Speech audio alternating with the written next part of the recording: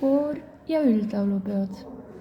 Kõikide koorilauljate üheks suureks pidupäevaks on üldlaulupeod, mis toimuvad iga 5 aasta tagant Tallinnas Lauluväljakul alates 6. üldlaulupeost.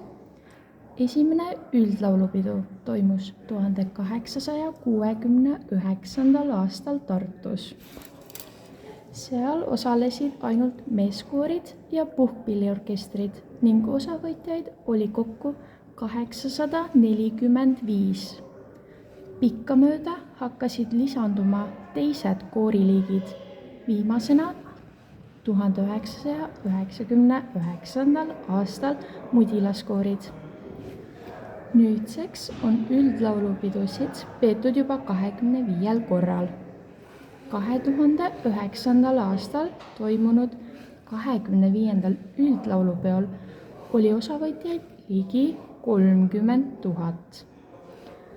Laulupidudel kava on koostatud nii, et kõik kooriliigid saavad laulda nii eraldi kui ka koos teiste kooriliikidega.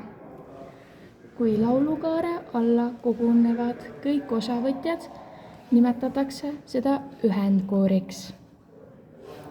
Alates 1962. aastast toimuvad regulaarselt ka koolinoorte laulupeod, kus osalevad koolikoorides laulvad eri vanuses õpilased.